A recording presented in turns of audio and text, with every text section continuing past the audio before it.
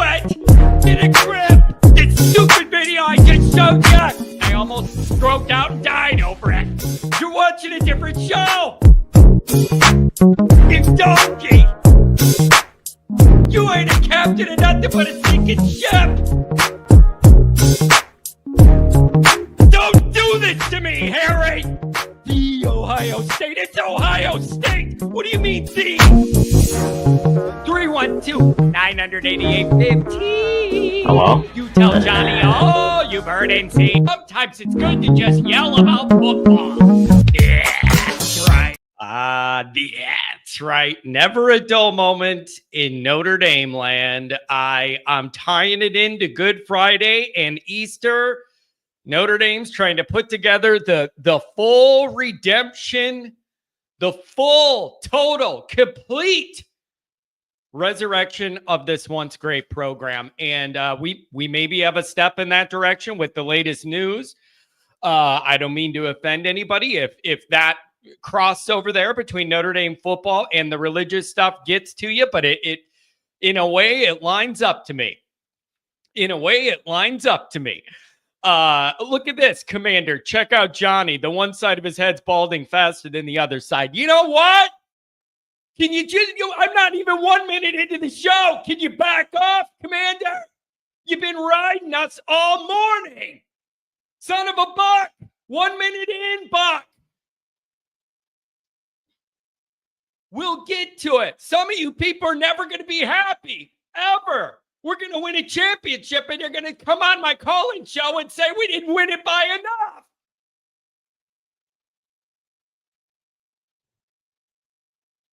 If my hair is falling out, this show's a part of the reason why. I got to say, Commander, I literally was. The top of my head was burnt. I got home from... I yelled at him, and then I agree with him. By the way, call-in lines 312-988-15. I want to know what you make of the big news. Obviously, it's the biggest piece of news you're likely going to get here. And I want to know what you make of it. Is it dangerous? Do you like it? Because it clears the deck for the youth. What does it say about the program overall? What does this say about the direction in Notre Dame's program? I want to know. So just let me know what you think of all this stuff. I got to tell you, though. The Commander ain't wrong about that part. When I was in Florida before Blue and Gold Week and all that, I was in Florida a couple 2.5 weeks or whatever. And when I went out to the pool or the beach or whatever, I mean, I'm spraying that spray suntan lotion in the top of my yarmulke dome, and it worked. And then I get to Blue and Gold, I forget all about it. We're in Indiana in April. I ain't worrying about that. Oh, your boy gets in the shower when he gets home. Burning the top of my golden dome. Son of a buck. I'm telling you, that sucker was burning, baby. Like a pancake sitting on top of my head. Woof. People are talking about Angeli and Purdue. Is Purdue's program still down and out and bad that I don't want Angeli to go there, even if he's guaranteed to be the starter because he has no chance to succeed because they don't have nothing going? That's the problem when you look at this and play it down the line. If you're going to do that, I want the guy to go and do something good. I don't want him to go somewhere and they're like, oh, Stevie, you're the starter, whatever. And then he has no help and then he looks bad. And then it's frustrating at Notre Dame. And then even if you're the starter, you can't get nothing done anyways. I wouldn't wish Steve to Purdue. Get the hell out of Indiana, son. Go do something. So, I don't know. 2 wins at Purdue this year is actually an improvement for that. I mean, that's what I'm talking about, Eric. Dr. John says, good morning, John. Just trust the staff. I think he should have stayed just to get the ND degree. One year to go for it. I thought he was going to get that degree. Am I wrong? That's the other thing, man. You got to be a scientific genius to figure out eligibility and how many years these guys have. It used to be like, how many years you've been in college? 1, 2, 3, 4. Now you got all this. Are we still doing the virus thing where if you were playing during the virus, you get 9 free lives? I can't keep track. So he graduates in May. So that means he already, okay, so he has all of his credits. He's going to get the Notre Dame degree. Then that's beautiful. Wrap that up in a bow. You have that to live off of for life. Now find a place to go be able to start and where you're supported and they want you and you're the man. Go for it. Notre Dame's on a little bit of a different mission now. That's part of the discussion today. You're on a little bit of a different mission with where this is all at and where it needs to go. And that's a part of what I want to go over. So let's get into it. The commander already got me yelling 5 minutes in. We got callers to get to. 312-900-8815. What do you make of the move? Do you like it for Notre Dame? Do you like it for Steve? What do you think comes next when we rejoin Notre Dame football in August? He's going to go to Michigan. He can go to Michigan, but he ain't going to play. So you could go. He ain't going to play, but you could go there. So let's get into this. As always, thanks for being here. You can find the program on YouTube. Do it. Subscribe if you haven't yet. Appreciate it very much. Give the video a thumbs up if you're here. Come on. I know you ain't that lazy. You're laying there drinking your coffee in your undies, and you're going, I ain't going to give this clown that I watch every day a thumbs up. Move your thumb a half an inch over and hit it. Hit it and quit it, baby.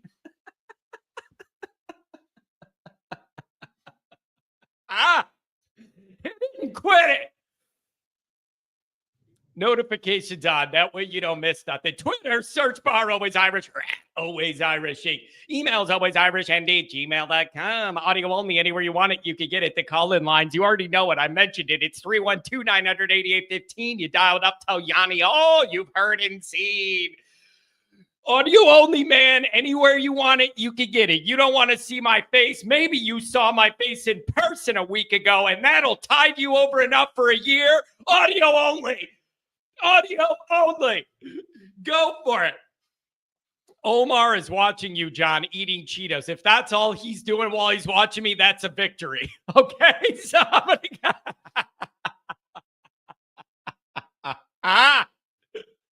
I'm serious. If that's all he's doing while he's watching me, that's a win.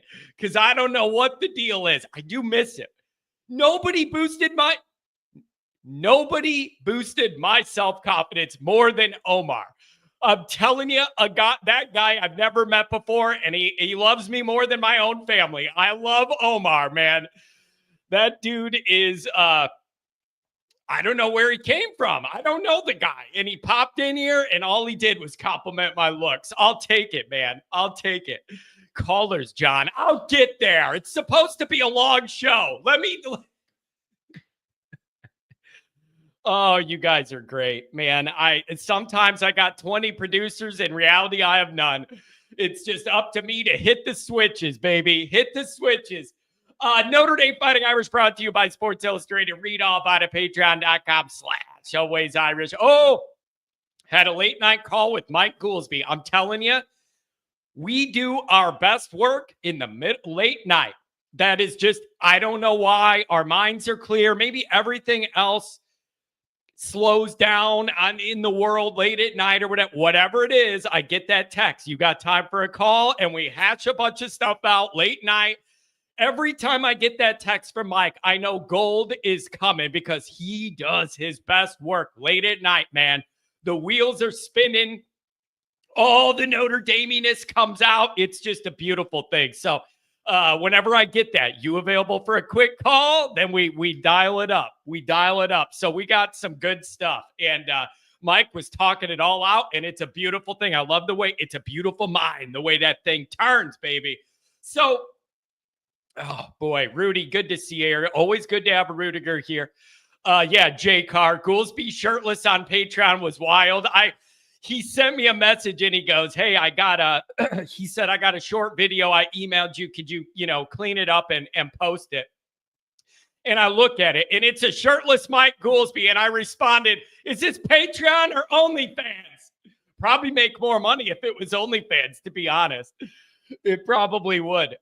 So happy Friday. Never a dull moment. The funny thing is, man, right when callers, I'm coming to you. That's my famous line. here's the deal. Right when all of like the excitement of blue and gold and the activity and everything and that little, you get an energy burst, right? Like you get an energy burst from blue and gold because it's been the off season. You just want to see gold helmets running around doing things. So you get that burst of energy and then it starts to kind of calm down. I'll be honest, the first, some media members were saying, oh, Notre Dame fan on Twitter, buckle up on your seatbelts because it's going to be wild and you're going to be shocked by what happens the day the portal opens. Everybody's sitting there waiting for a grenade to go off in their pocket. What do you get? I get Monte Cristo, Monte Carlo, smaller than me leaving. And Urlacher's half the size of everybody else competing in that room. And then I get Steve. I'm waiting for the part where I'm surprised. Son of a buck. What of any of that surprise? I'm not shocked by any of that. So I'm waiting for the other shoe to drop. Is there a delay while Hayes Fawcett writes up the next design thing to put on Twitter or what? So I'm waiting to see if there's another shoe that drops. But it was like, oh, man, I'm getting messages. Oh, John, did you see we're all going to be shocked by the name? I ain't shocked by anything right now. So is there more coming? What are we doing? So I don't know, man. So that's kind of wild. We got a little clarity now. I'm going to go to the calls. I'll come back to my stuff. I got to blow my nose. These stupid sinuses. I'm just so sick of it. Stay hot, stay cold. I don't care anymore. Just pick one. It's 80 degrees. You're sunburned. Then 2 days later, it's freezing. Would you just pick one? I don't care which anymore. Well, this one's really off to the races now, baby. We got to get down to 85 anyways. Isn't there, with the court ruling or so, don't we get like 120 players? Right? I'm not joking. Doesn't it move from 85? You get like 100 or something. Am I not kidding? Or what? I still think Buckner needs to be in the QB race. We'll see. Charlie Murphy. I don't know what that has to do with it, but Charlie Murphy. Darkness is spreading. Darkness is spreading.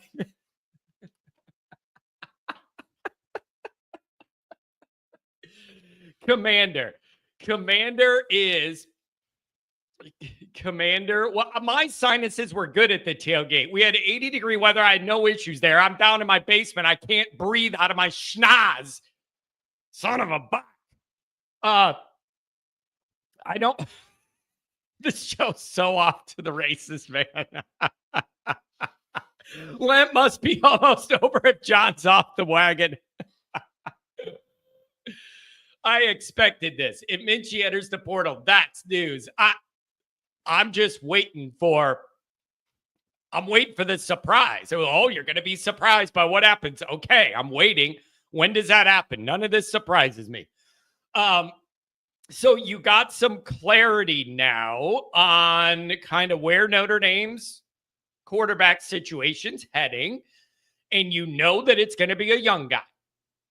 So you could debate, and we will debate all summer about which young guy, and I got a note on that too.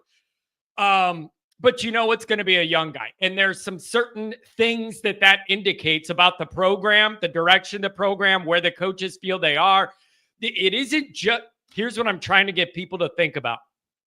It isn't just Ronald McDonald. This program's imploding. I really think Ronald McDonald and Commander, I'm wondering if they're the same guy. And you log out real quick, and then you log in the other account. You talk about the ice cream machine and overpriced McFlurry, and then you come back. And then you log into the Commander, or you guys are brothers. You live across town. You're both clowning us. Kent, I see what you're doing. You ain't going to raise my blood pressure on a day like today. It's a religious holiday. You ain't going to get to me, Kent. I do miss you, and I'm glad to see you here. I do miss you. I'm glad to see you here. I don't know. And SPF, Angeli came in versus Penn State, saved the day. Fast forward to today, Carr Minchie will start in Miami. It's a risk. SPF, you're exactly right. But it's a risk that the program is comfortable taking with where they're at. It says a lot about what they feel the support system around the young guy is going to be. It says a lot about the confidence this staff has about where they're at, and they're going higher upside, but higher risk. Either guy that gets the job, it's going to be high upside, but a higher risk. And I think the program's at a point where it's mature enough you can undergo that risk, and I like the confidence, and they must believe in what they have in the young guys, and I love that. So that's where I'm starting from. All right, let me blow my nose. It's sinus up. Just stay warm or stay hot. Chesty, yeah, I can't answer that. I can. I'm not going to answer that. There will be news on that coming out sometime. But that's none of my business. So I'm gonna stay out of that one. But that's a part of what we were talking about late night, by the way. So, all right, nose blow, couple super chats. I'm going to go to the calls and see what you guys think. All right. So I am. It's how dare you guys accuse me of using illegal substances on a holiday? I'm offended. Unbelievable. Nostradamus.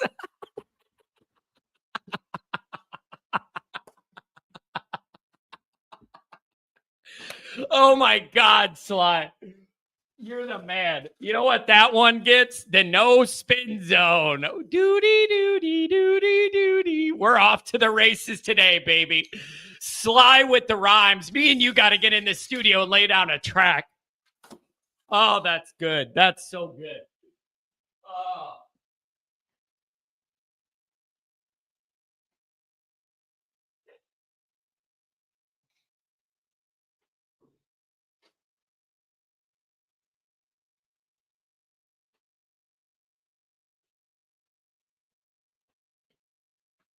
Oh, man. That's rough. Always congested. That's a good one. I'm serious, dude. I woke up this morning. My nose is running more than the water in the boiler room in the Titanic. Swan Dong, don't do that to me, because then you're just going to get me laughing, and you're going to get me, once you start doing the Chappelle stuff, then you're going to get me going. Oh, man. Boy. You should do a Notre Dame freestyle. Oh, the other day I was laying in bed. I created a whole rhyme of just the beat of Still Dre, but all about like Freeman and whatever. And I just did it. Like, I don't know why. I'm laying there and I had that beat in my mind, the instrumental for Still Dre. And then I literally came up with a bunch of verses. I just don't know how to put it together and pair it to the music. Maybe somebody could help me. All right. A couple super chats, then we'll go right to the calls, and then I'll come back to where I'm at. $20 hour by my lawyer in Michigan. Before CJ leaves, ND, CJ, and ND are going to win a championship. Take it to the bank. Woo! We going to have a party.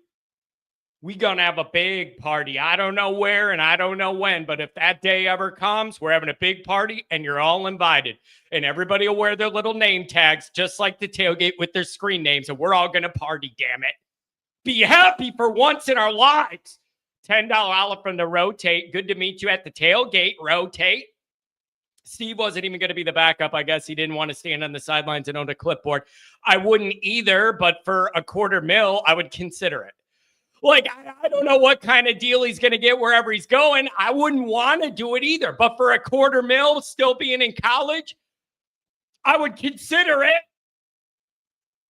The Rotate, $10 hour. I don't know why everybody just assumes the younger quarterbacks are going to suck and make a million mistakes and can't complete a pass. He's on scholarship at a Division I for a reason. I just think it is reasonable to think that there are going to be some rookie mistakes. When you're a first-time quarterback, I just think you're probably going to make some mistakes. You're going to not see a guy in coverage. You're going to throw a bad pass under pressure. You're not going to – there's going to be some learning mistakes. We got to be okay going along for that ride and believing that this team and program's in a spot where they can overcome that and not let it ruin the year and your playoff dreams and all that stuff. Angeli is a game manager. Carr is a game changer. BVG, that may be the best I've seen. If you simplify everything down in the dynamic, simplify everything down, that may be the best well-said little sentence you could have. Angeli's a game manager. Carr is a game changer.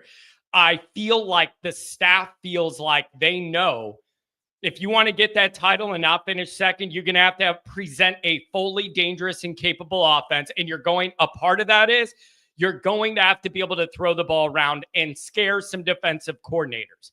Not complete a pass here and there and we're all shocked or whatever. I'm talking about making a defensive coordinator scheme for a Notre Dame passing game. And here's the other part of that.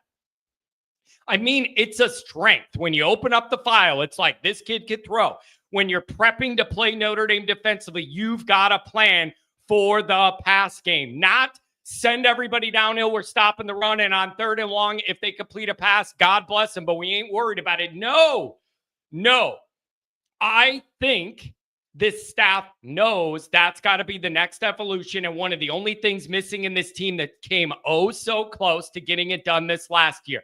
So if you could pair a dangerous pass game with the O-line we think is going to be really good, the running back talent we know, it tells me something that even Goolsby believes the wide receiver room is on the way up. I love that too.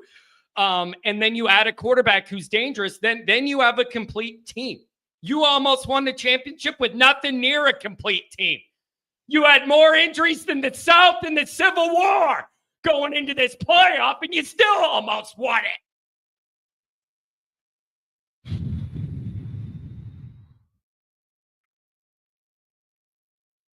Oh, you see Corso's no longer the Corso. I call him Corpso. It's been borderline elder abuse. Somebody should sue Disney or whoever. It's been borderline elder abuse. Wheeling that guy out there. Come on, man. Can't you do something where he's not like out there talking, but he goes there and his part is just putting on the mascot thing at the end. It's made me uncomfortable to see them wheeling him out there and propping him up. And then it's a bad move. So that has rubbed me the wrong way for a long, long time. And I'm still telling you, the number one thing I have against that show now, callers, I'm coming to you, is I'll never forget on Twitter, someone at game day, it was November, they were at game day, and I couldn't tell you where, and it was cold. And during a TV timeout, Herb Street took off his dress shoes and had an intern kneeling on all fours underneath the podium desk they're at, rubbing his little tootsies to make sure they were warm during the commercial break. I'll never get over it. I don't know why. It rubbed me the wrong way. I mean, I just couldn't. Just how spoiled you got to be that in front of all these thousands of people during a TV timeout, you're taking your shoes off and making an intern rub your little feet to make sure you're warm enough. Bro, it rubbed me the wrong way. It just rubbed me the wrong way. It just did. And I don't like guy feet. I've said it before. I've said it again. Guys don't take care of their feet. They got more bunions than Paul, and they're showing them off. You got foot knuckles with more hair than Michael J. Fox in that movie where he was a werewolf doing 360 dunks. Oh, it's bad, dude. Dudes should not show off their feet. You got talons bigger than the eagle that Brian Kelly released in the wild. You get me, everything about it rubs me the wrong way. So I don't like it. The Paul Bunions, the talons, you got your moose knuckles you got hair. It looks like a Sasquatch's foot. Sasquatch's foot. So I don't like it. If I ain't in a pool or in a boat or in a water, no. Keep your stupid feet covered. Some guy doing that in that 90-hour flight I had from Florida to here. Some guy gets in. I know what I'll do now. I'm on this plane. I'm just going to take out my nasty stank hoof so everybody else can smell it and look at it. Get your feet out of here.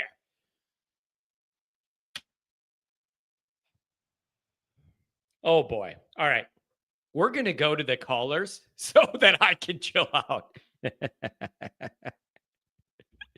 John, if ND ended up at San Diego, what T would you have followed? Would they still have been on the Catholic mission and all this with the values and all that? I probably just wouldn't be able to get there as much. But I think it is a fair question geographically that the plan was not for Notre Dame to end up in South Bend. They just got held up trying to head west, and they said, hey, here's some water. And this is where we're going to be. That is very interesting for the people more localized like me within a couple hours to think about how the relationship with Notre Dame would have been different if they made it all the way out west. I mean, you still would have represented those values, but maybe my relationship wouldn't be as personal because I wouldn't be there. But I still don't see any other school with the specific mission Notre Dame goes on. But it would have changed the relationship just because I wouldn't be able to get there and feel at home there and whatever. I guess that makes perfect sense. It's just good to see everybody. All right. Number one is, and then I'm going to the calls. I'll give it to you. I sincerely hope Angeli ends up somewhere good where he's the starter. That's what I hope. Not a bunch of games. I would love for him to be able to go somewhere that's a real program that has some talent and they want him and they value him and they want him to be the starter for his last year. I think that would be a win-win for everybody. It clears the deck for the youth movement in Notre Dame and whatever's going to come next. And then maybe Angeli could be the man somewhere and they'll build an offense that suits his strengths and he's wanted and valued and whatever. I like that. Okay. So that's what I hope for him. Really interesting. Think about this. I've heard he's going to Tulane. And then the next minute I heard he's going to Tennessee. Bro, those are very, very different dynamics. What are the realities of Steve Angeli's value in the quarterback marketplace? I genuinely don't have the answer. That isn't a rhetorical question I'm going to answer. I don't have that answer. But one day I'm literally hearing Tulane, and then 12 hours later, it's like, did you see all this Twitter stuff of media people saying Tennessee? Those are very, very different dynamics. I mean, and so we're gonna see where he ends up. I just hope it's somewhere with a little life and he gets a little support. That's number one. Number two is maybe I missed something here. Why is the majority of the media acting like it's a done deal that Carr's going to start no matter what now? I don't feel that. Am I missing something? I don't look at it that way. I've been writing articles about this two-man thing that's going to start up in August and figure out who the best guy is. I am not certain. I am not as certain as a lot of these people that are saying, well, that means that it's CJ Carr and it's a done deal. I genuinely do not feel that. I don't see that. I don't feel that. There's also this argument of Minchie's really number 3 and Steve was number 2 and then he didn't get the job and now he's gone. And so I don't understand this. I don't see it that way. Maybe I'm missing. Maybe Angeli will go to Northern Illinois. Can't.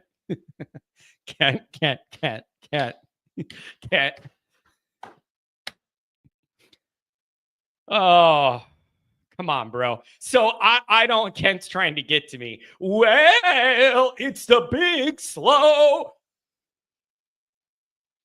I just don't see it that way, and but I shouldn't be shocked though. Because a lot of the same media that said 2 weeks ago it's Steve's job to lose are now telling you that Carr's the guaranteed starter.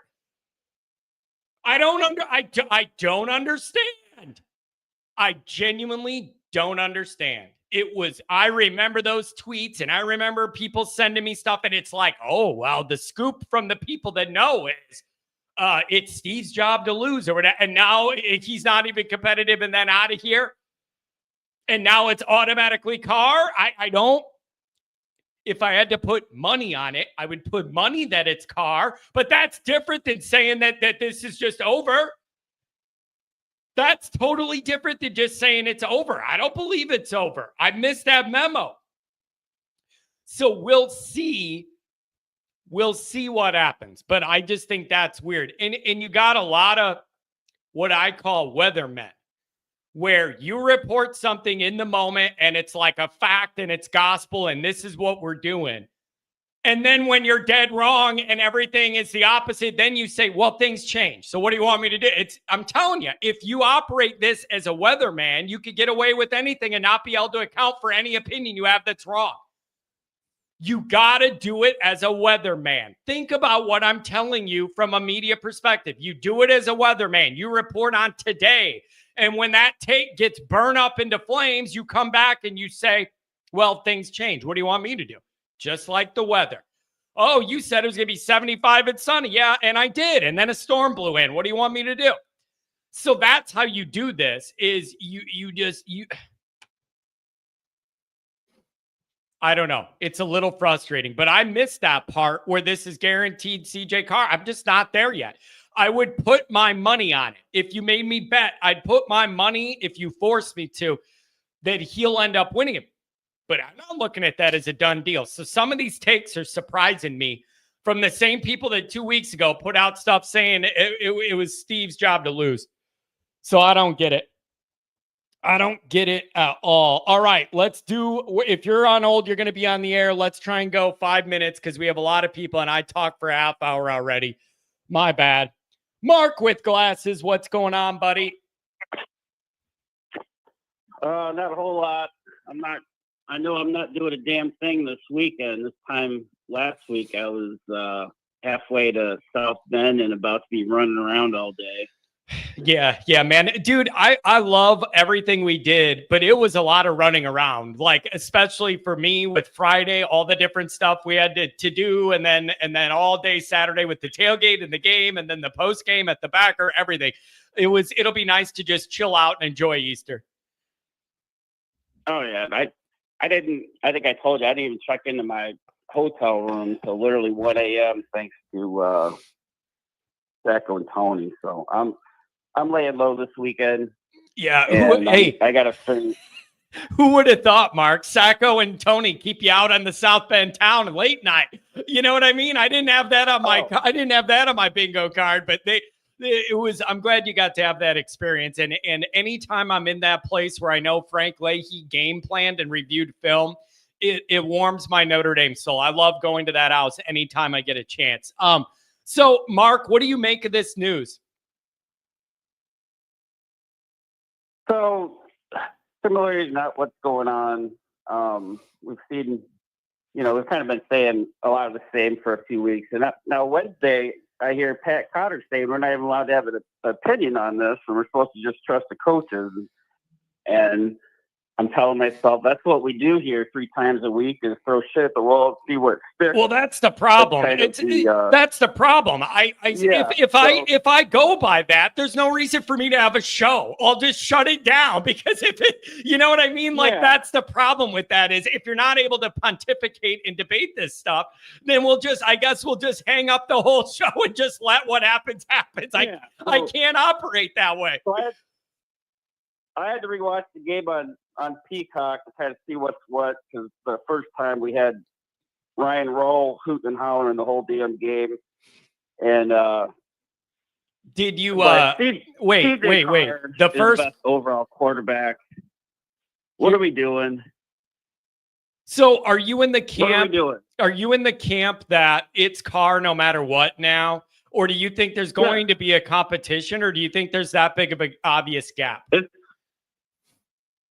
I mean, in my opinion, it's over. He's the best overall quarterback. It's not up for debate. He's looked the part. 2 spring games now. His numbers are the best. I know it's a scrimmage, obviously, but within what we've seen, I think there's some takeaways. With, if you look at some of the tweets over the practice reports the last 2 years, and he's referenced quite a bit as standing out and having the arm talent. He spreads the ball around, and it took me 2 drives to reiterate that. But the 2 possessions, I mean, not to compare the two, but I'm going to compare the two. Kenny was 2 of 7 for 23 yards. TJ was 10 of 12 for 124 yards and a touchdown. And after the first couple possessions, it just kind of got even more of a hodgepodge of a game. But, within those first 2 possessions, those stats, eyeball test, he threw a dime to, I think it was to the sideline, Bauman, a dime to Larson, basically the same play twice, a wheel route to, was it Young? Basically, you and I could have ran under that rainbow. He has the 3rd 19 over the middle to Cam. So he's getting everyone involved. He's getting the tight ends involved. He shows the arm talent. He can move around just enough. He's not as quick as Kenny, but the only instances Kenny stands out are, the bootlegs and the rollouts because he's quicker. But there's just Mincy needs too much explaining on why he might be the guy. He's had glimpses, but I'm calling it. DJ Carr has been impressive, and I don't know why there's a hesitancy to acknowledge that. We keep trying to kind of make them somewhat even, but Steve looks the part, and I just think it's more obvious than I think we're overthinking it. Interesting. We've never done that on this show. No, we don't overthink anything here. That's for sure. So yeah, it's really interesting. I don't know. Well, I'm just not totally closing the book that it's a done deal, but I would definitely put my money on Carr winning it, but I just don't think it's a done deal. That's all. So we'll see what happens, and it's going to give us a lot to think about over these summer months. Mark, thanks again for being a part of everything last weekend. It's always great to see you. We have a great group. Glad you're a part of it. Anything on the way out? That's all I got. Thanks for taking my call. Have a good weekend, man. Happy Easter. Hang out with the fam, and we'll talk to you. Look at that radio discipline. Just over 5 minutes. I'm on the grind this time. Here's the one thing that I want to bring up. And I'm forcing myself to think about this when I've rewatched on Peacock and on YouTube some of the blue and gold stuff. Here's what I need to remind myself. I got to remind myself that we see the blue and gold game. That is really the biggest and, I could argue, almost only piece of data we see. John Q. fan in his basement.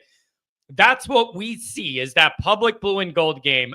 Mark, you may get your wish. I miss Andrew Gilmore's calls. You may get your wish. Stay tuned for one more minute.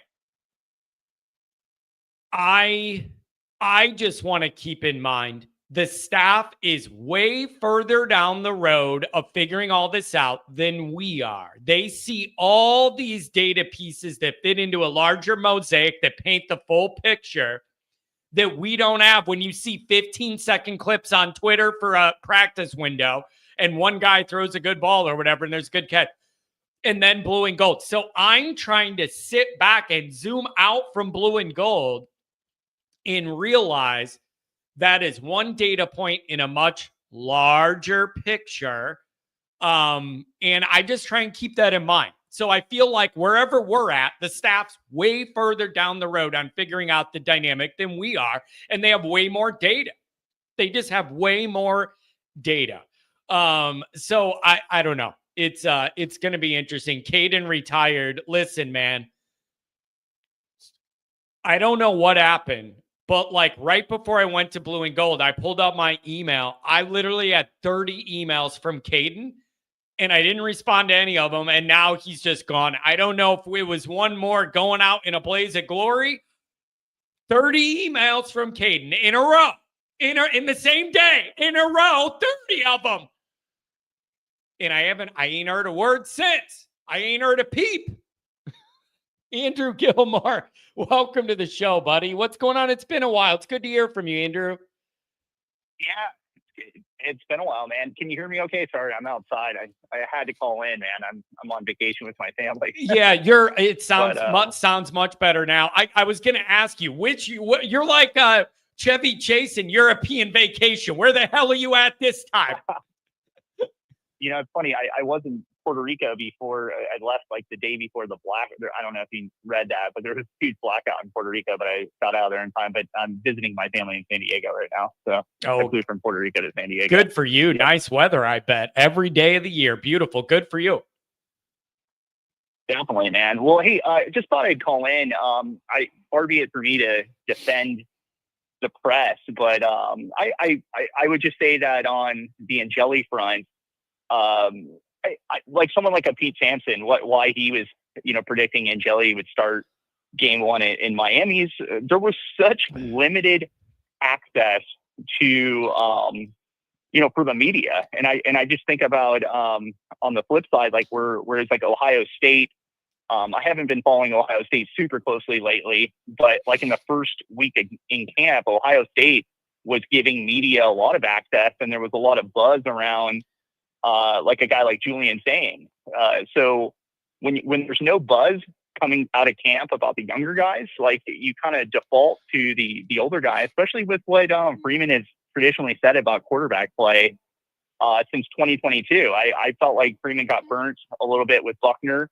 And so you just constantly would hear Freeman talk about how experience is so important. So I kind of give the press a little bit of pass on that because of just how limited access. But when they did go see the quarterbacks play in the Jersey scrimmage and the spring game, it was resoundingly that CJ Carr was the most polished quarterback out of all the quarterbacks. I mean, from all the articles I read.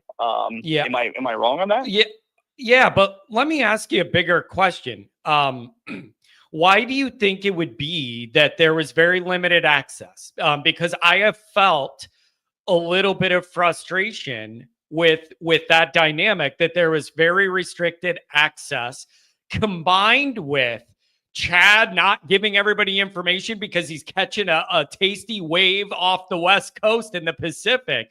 I just feel like the media didn't have as much as they usually have in the well. But why do you think that is? Like, why do you think Freeman's starting to tighten up the observing periods? Is there a theory? I don't know the answer. Yeah, I honestly, that's just like Freeman's deal. Ever since that's why it's sort of interesting to me that the press is just so nice to Freeman, because they have treated Freeman nicer than any coach probably since the first 2 years of the Charlie Weiss era, where Charlie Weiss could do no wrong.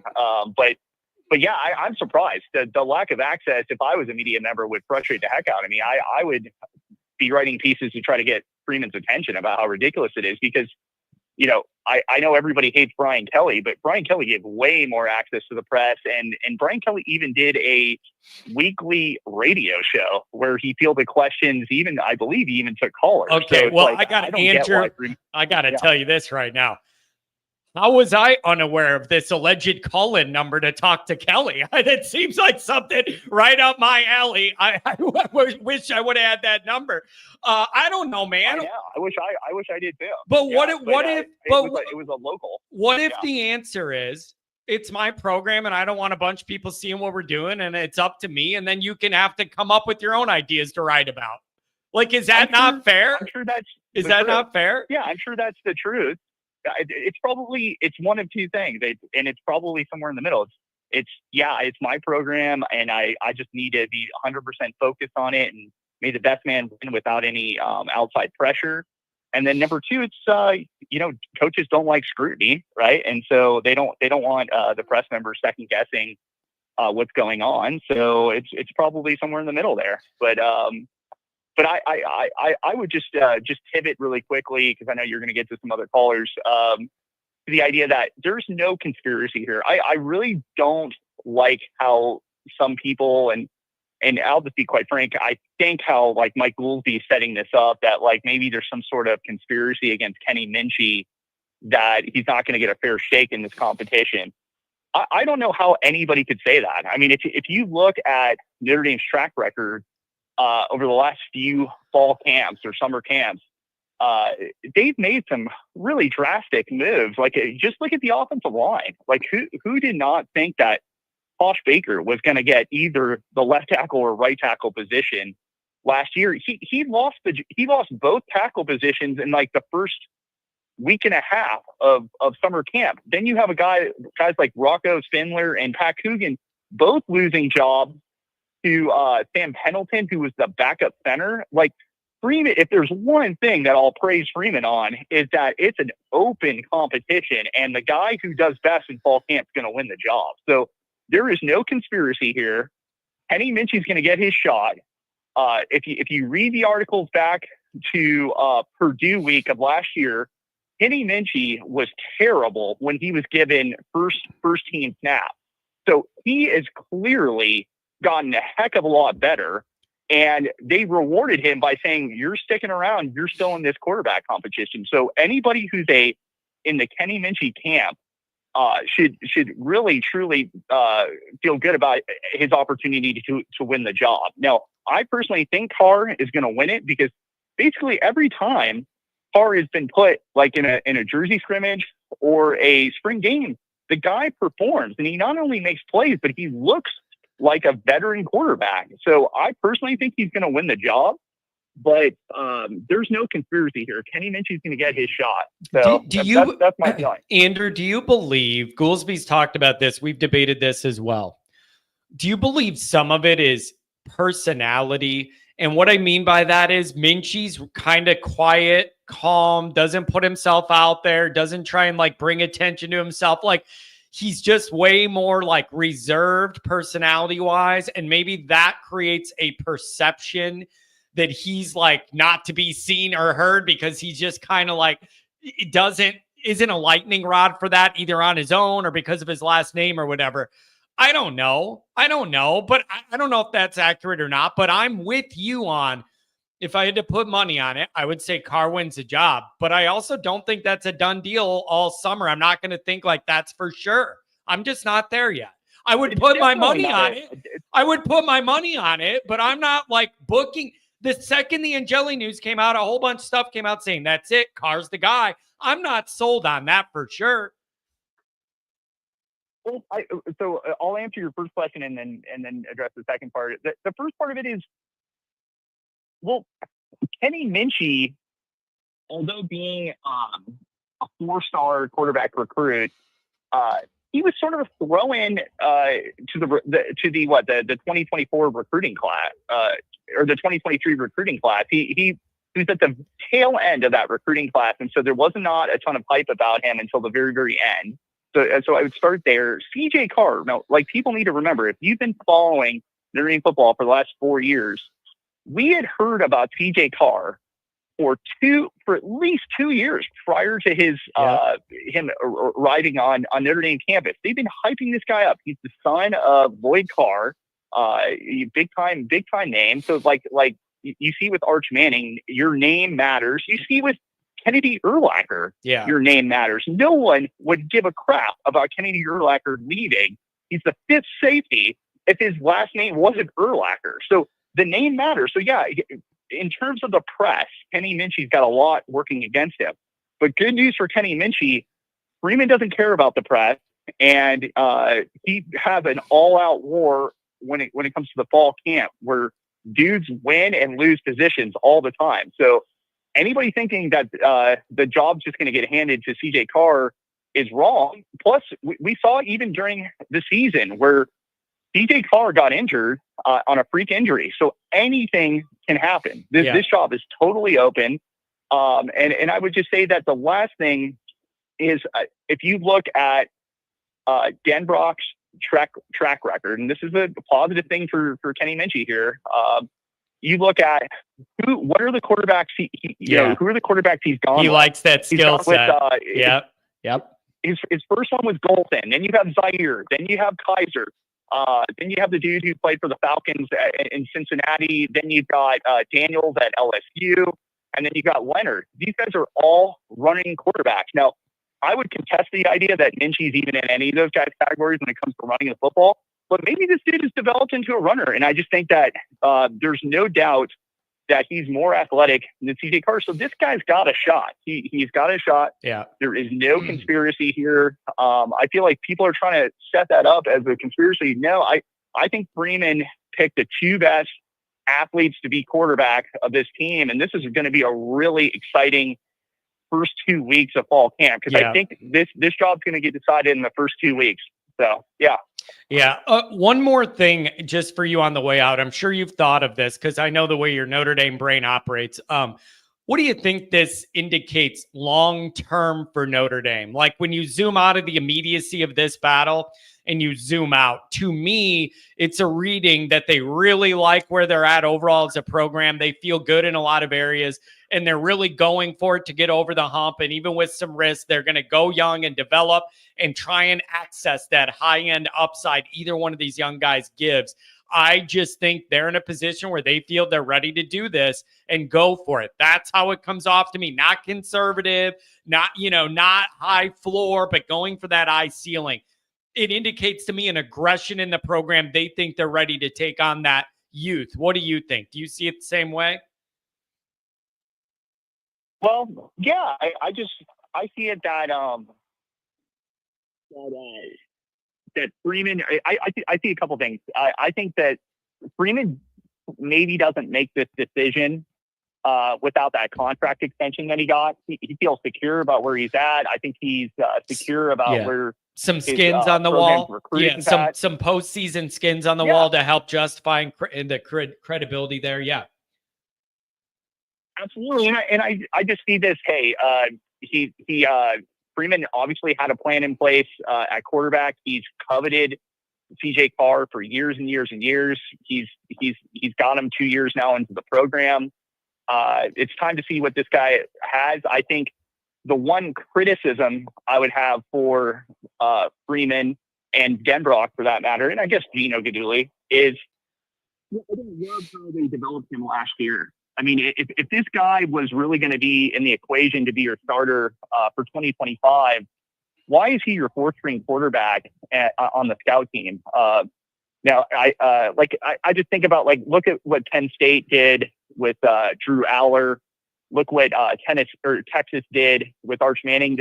They were constantly by the first team, always kind of ready for reps. Like, Carr was so far away from playing last year, it was ridiculous. Like, even during Purdue week after the NIU debacle, Carr was not taking any first team snaps. So this guy, he's going to be super, super, like, if he is the starting quarterback week one in Miami, I mean, this will be his first big time action, like anything close to big time action. So I think that's kind of a criticism. Like, if you were going to go this route, like, how did you not have him closer? Like, I would have had him taking, a mandatory first team snaps every week just to get him ready. Maybe they were doing that. I don't know, but it just seems like it feels a little rushed, especially with how they developed him last year. But with that said, I have to tip my cap to Freeman and Denbrock, because they could have easily taken the easy way out, told Kenny Minchie to take a hike. We're going to have the veteran quarterback versus the rookie quarterback. Yeah, but they said no. They're like, we're gonna take the two best talents. And even though Steve Angeli was a good soldier and did everything they asked him to do, sorry, Steve, go play for Rutgers or some ACC team. You're not going to be the starting quarterback at Notre Dame. That was probably a tough conversation. So yeah, I'm sure it was. I thought about that last night too, Andrew, about, like, that had to be a very tough conversation for Marcus. That's a part of being a head coach that can't be fun. And how you handle that. And I think though, Yeah, I think also, though, thinking back now, though, like, it's just funny how we make these decisions a lot harder than maybe it is. It's a big red flag on Angeli that in a 3-man competition, you have two really just green as grass quarterbacks all taking snaps against you. And so the majority of the snaps, each quarterback is watching rather than playing.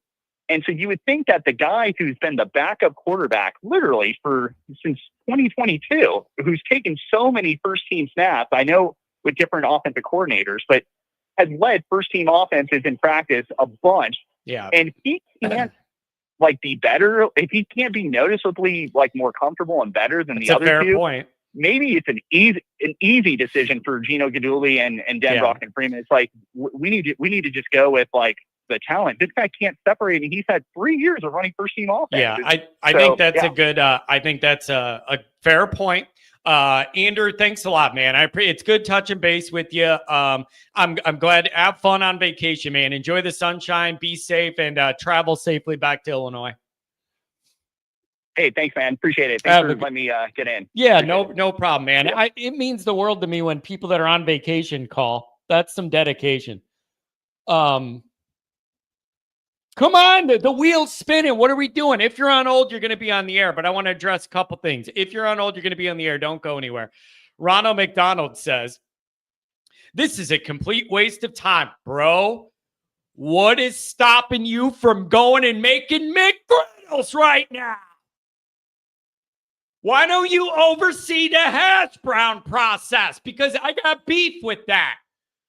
You ever get a hash brown from this dump this guy owns, and it's got the little sleeve, and in the very top that comes out of the sleeve is crispy and delightful, and everything in where the little package is a mushy potato. Why don't you get in there and make sure there's a standard? It drives me absolutely nuts. I want a hash brown from McDonald's. I want it crispy and not mushy. It bothers me. So you don't have to be here if it's a complete waste of time. Why don't you go dump some fries in some grease? Waste of time. And the other thing is, listen, I got to say this again on a very basic level. The discussion, John coming with the bars. Anybody, Mark with glasses, who could take this song I wrote about Marcus Freeman, put into the Still Dre beat and make it work? Who could do that? Somebody's got to have the talent to be able to do it. I'm laying there at night. I just had that Still Dre beat in my mind. I got a whole Freeman song. I even got out of bed and wrote down the lyrics because it all rhymes and it all goes together and it goes to the beat of Still Dre. Somebody's got to hook me up. Somebody's got to hook me up. Michael, we differ on that. I enjoy the trolls, man. I enjoy the trolls. I actually think it goes the other way.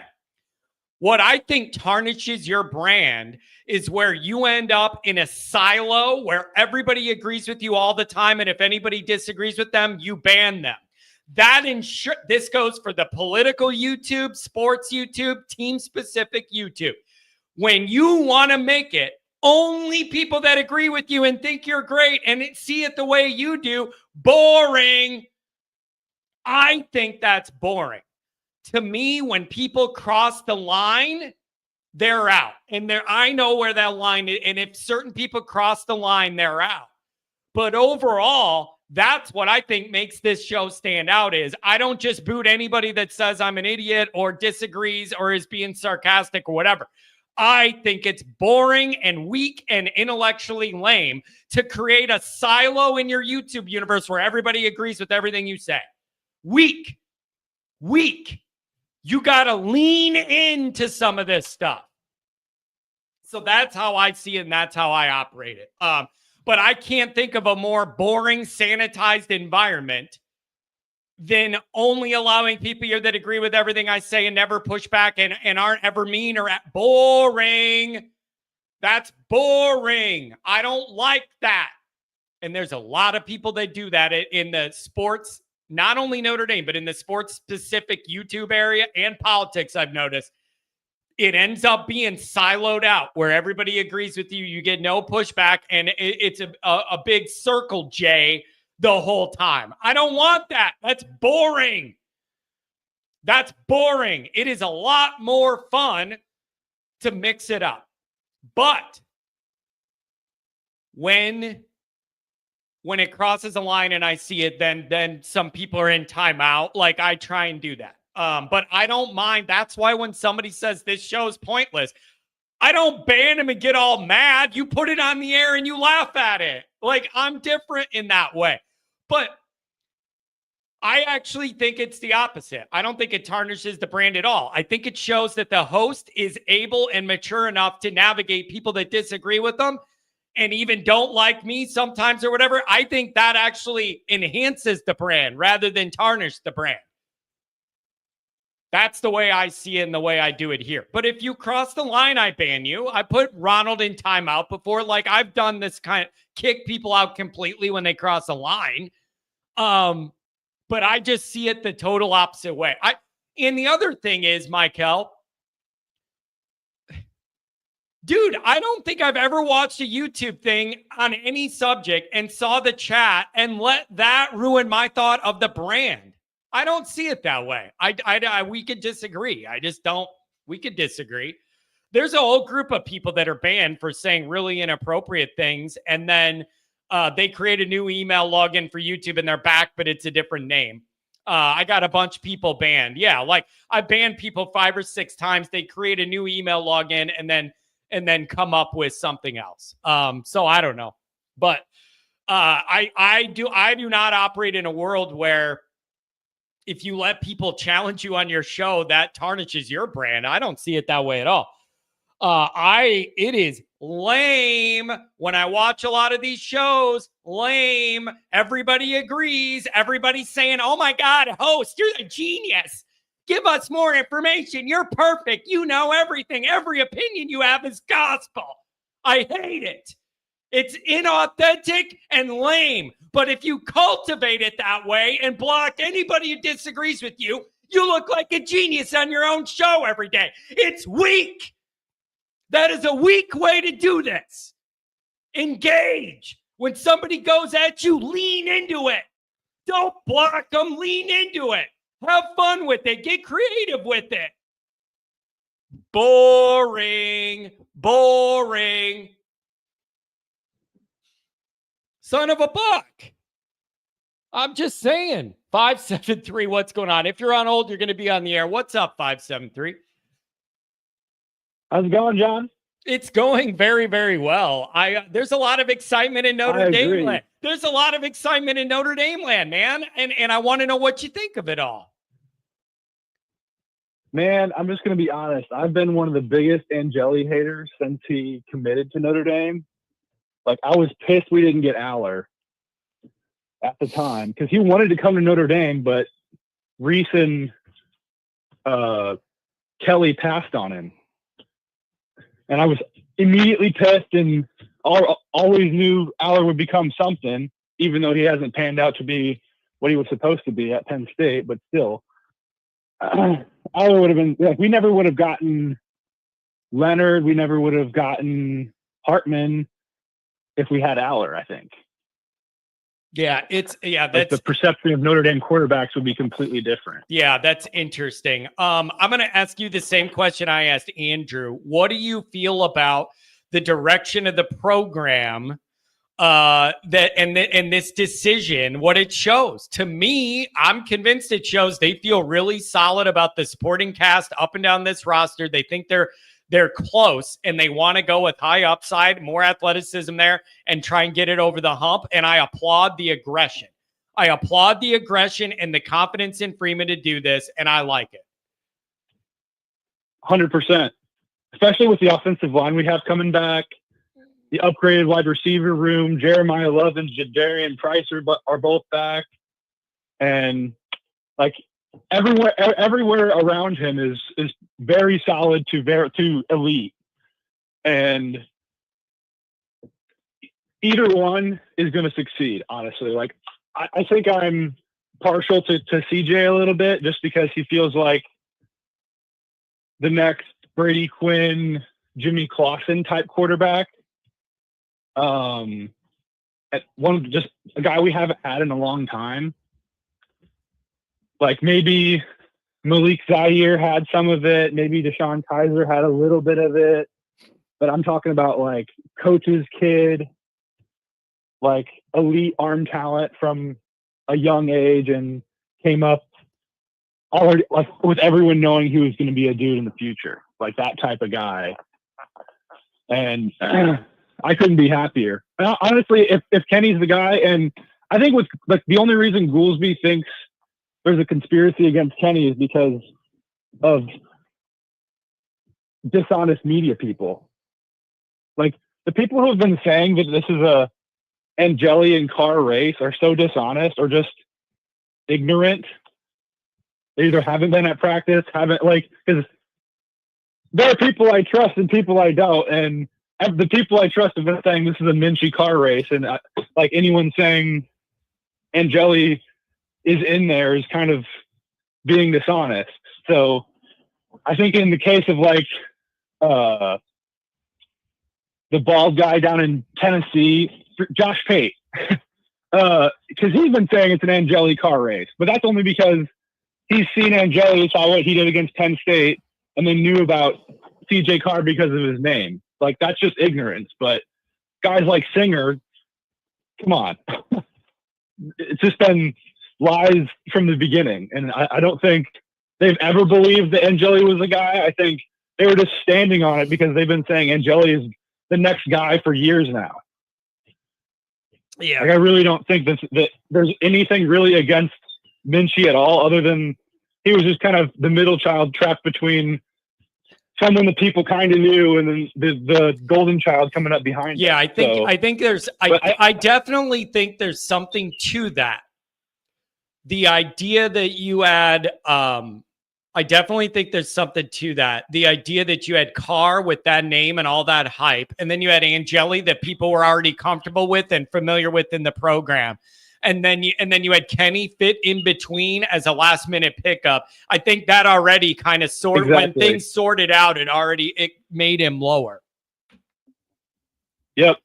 Just from a perception standpoint, like I don't think there's actually any conspiracy against Kenny at all. I think it's just the perception is that people are talking about Kenny way less. So it seems like there's something against Kenny, but no, it's not. It's just the way that people talk about him publicly.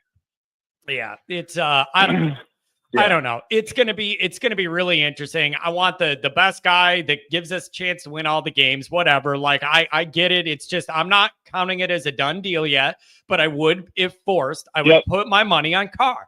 I think it's a little irresponsible to say it's a total done deal, but if you force me to put money on it, I would put it on Carr. And I like that this indicates the kind of direction you're building around a guy. I also want to mention, it isn't just about next year. It's the concept that you're going to be able to build with one of these guys and around one of these guys for multiple years. And it'd be nice to go into a season and know who your starter is going to be and build around them and build some chemistry. Those are things you can't do with one and dones. I like that. Yep. Because Denbrock was saying in an interview recently that he can't imagine what they would be able to do this year if they had Riley Leonard one more year. Because he was just starting to tap into what he had at the end of this year. I think this staff. So whatever happens, I think year two of whoever wins it is going to be insane. Yeah. And I'm also thinking about that as the longer term picture is that like you're going to be able to build around a guy multiple cycles here, and that'll be good for the program too. Anything else, my friend? Thanks for the call. The other thing is I think the best case scenario would be Kenny winning, though, because it means that he beat out Carr, and he does have a little bit more movement with his leg. So if he can beat out Carr with his arm, and then he also has his legs, I really do think that's the best case scenario. Yeah. But I do think Carr will win it. Yeah, I could be sold either one of those narratives. Carr's advanced football DNA, given his family history and being around the sport at eye levels of life, plus the arm.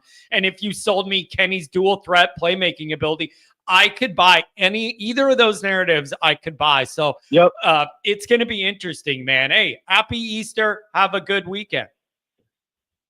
Happy Easter. Have a great day. Take care. And then again, you guys, I get it with if you're on hold, you're going to be on the air. I totally understand the whole like Pat's angle of like, just trust the staff, whatever. And a bunch of people are saying, I agree with that. Trust the staff's just, I understand all that. But you guys got to understand, I have a show to do here.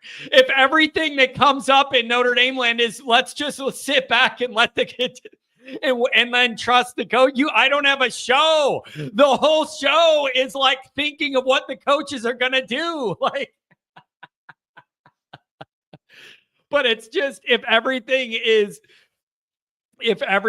just, well, I don't know, sit back and trust the staff, well, then there's no reason for me to have a show, I guess, all summer. And I need some content. All right, let me blow my nose. I'll be back. If you're on hold, you're going to be on the air. I like the energy today. The chalice. Yeah, it's the chalice of malice. Are you new here? I always got the chalice of malice.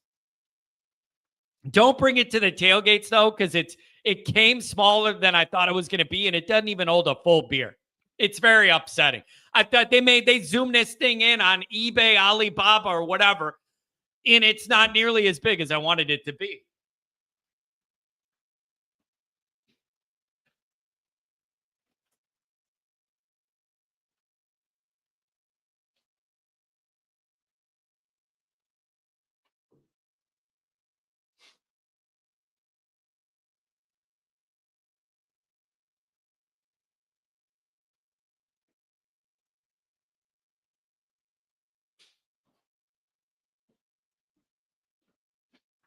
We back.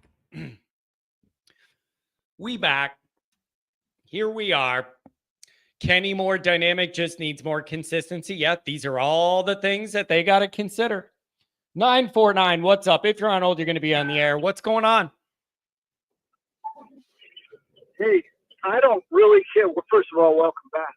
Thank you. Two, I don't care who is the starting quarterback. I just want them to win. That said, Notre Dame really hasn't had the best of luck with this is the guy type quarterbacks since what? Joe Theismann? Yeah. You think of all of those that didn't pan out, that were supposed to get 3 Heismans, etc. God bless Bino. And it's a little scary to me. I would rather have somebody emerge and, obviously we had a favorite in peanut butter and jelly, but it isn't meant to be, so I wish him well. And whoever's next, go get him. That's all I have to say, although happy Easter to every bunny. Ah, that's a good one. I see what you did there. That's clever. I like it. Hey, thanks for giving me a call, man. Enjoy the Easter weekend. You too. God bless. Have a good one. Dude, I like that dude because he just pops in. He literally just pops in, says something for 1 minute, and he's off on his day. It's very, I like it. It's Ken Jackson. Dude, I miss Nate Dogg's voice, man. I just miss that delivery. It was just so smooth. Just everything about that delivery and the voice and the golden pipes and just like the lines he even has are hilarious on a bunch of the songs. If you just isolate what they're saying, it's hilarious. Like I love, rest in peace to Nate Dogg, man. That dude was something special. I love those pipes. Down pat to death entertainment. The challenge. I told you. And then he said, I said, what are you new here? And he said, I've been around here forever. Well, then it shouldn't surprise you that I bust out the chalice of malice on a Friday. 757, welcome to the show. Hey, good morning, John. This is Brendan. Hey, I'm super enthusiastic and really grateful for the understandably difficult choice that Freeman made. But I think it speaks a lot to, continuing to knock down kind of the last remaining vestiges of, the BK era. And, it just reflects, like you said, a much stronger program health. So the only really, people have talked about this, but the only additional points I'd like to say, in my mind, the last things Freeman has to be able to do to get us like on a consistently, I agree, like a top 5-ish program per year, right? Because on any given year, like, I honestly think we were pretty lucky last year with the injuries and still, we had some favorable bounces, which on a year-to-year basis and a game-to-game basis, aren't always going to go our way. So really the best you can do is just set your program up to be as consistently as many, spins at the wheel. And then hopefully, eventually we'll get rid of this 37-year drought as far as hoisting the trophy. But what I'm really looking for this year is, do we close out the elite level guys on our recruiting class, which, Freeman hasn't been able to do thus far. Yep. And then two, I think what'll be a huge benefit of picking a young guy and having him do well in as Notre Dame's quarterback is we have got to market and leverage the heck out of whoever ends up being the starter, and hopefully they do very well. I need to see that guy on NBC. I need to see him in the Dr. Pepper commercials. I need to see him doing all the crazy NIL stuff so that, the 2028 guy sees, oh man, Notre Dame's quarterback is like the golden freaking ticket to doing well at the college level and, really leveraging the national brand that is Notre Dame. So if we can get either Minchie or Carr to, maybe it won't be this year, but if they do well at the 26th season, that guy needs to be the poster child of CFP or college football. And then I think that'll be, imagine this. The stars limit, at that point. I thought about this the second. I remember that summer show. I think it was June when we covered Carr's announcement live here. And my wheels started spinning. Get that guy a Mercedes dealership deal. You have a car selling you cars. You put it on a billboard and it's just, I'm CJ Carr. Let me sell you your next. Your next one. I don't know. There's all sorts of angles. Blow this thing up.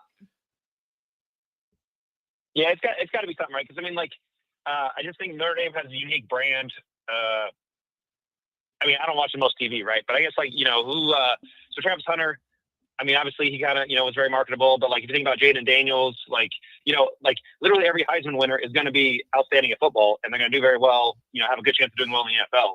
But, kind of like you say, the Yankee shortstop, there's something that goes along with that. We got to get in the modern era, Notre Dame quarterback. You just think about it, if Brady Quinn had been in the NIL and he would have probably done incredible, right? So I don't think we can really hope for any better.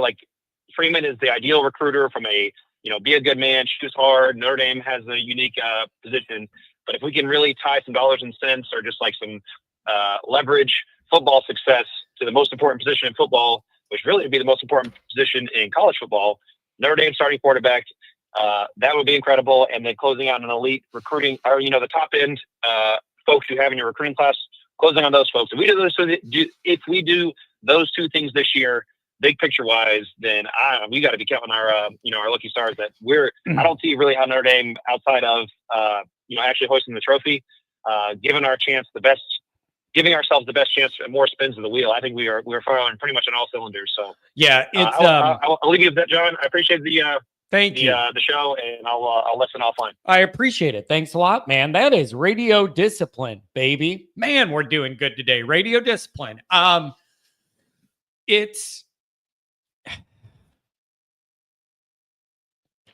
Here's what I like, and we're going to have to see if this bears fruit. I actually don't mind the recalibration that's going on now in the program. If you're on hold, you're going to be on the air.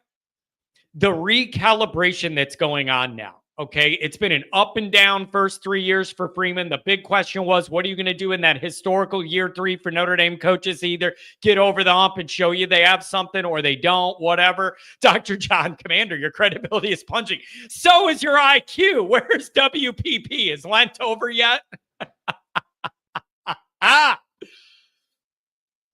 But what I'm thinking is you got a forced reboot, and I think this is the good cycle to do it because Freeman's got the extension. You have playoff skins on the wall. Okay, you accomplish some tangible things that say this is going in the right direction. People are impressed.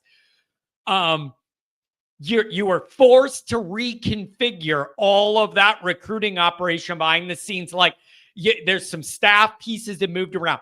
I actually like the way this lines up. Year 4 feels like a good year to do some of that reshuffling. Now that Freeman has 3 years in his pocket to be able to process everything he's learned and where we're at and where he wants to go and what the vision is.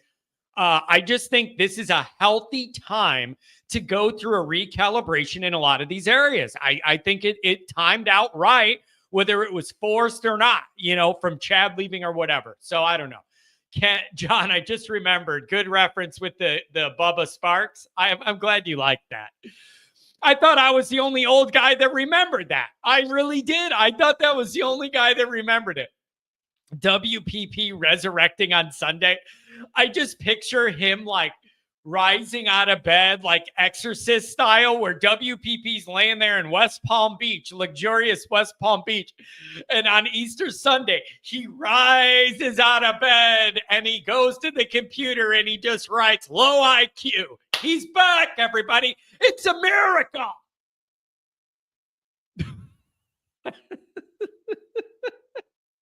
Man, I love this show. I like to keep it loose around here. All right? 317 and 502. Cut next two. What's up, 317? Hello. Man, how you doing, man? I'm doing great, man. What's on your mind? Thanks for calling. Man, I just wanted to let you know, man, I'm that guy that you met at Chick-fil-A on campus. I think beginning of the football season. Yeah.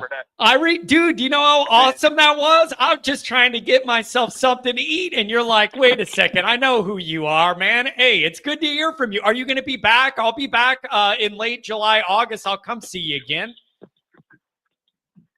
Oh, yeah, man, I still should be there, man. I just wanted to call in and let you know, man, I'm still watching the show. And, man, I enjoy the topics that we talking about with Angeli transferring and stuff like that. I appreciate that, man. What do you think of the direction of all this? I remember when we spoke at Chick-fil-A like a year and a half ago or whatever it was, I was telling you, this is a big year. Things could line up, but I had some anxiety about it. We talked about the A&M game. How do you feel about this cycle?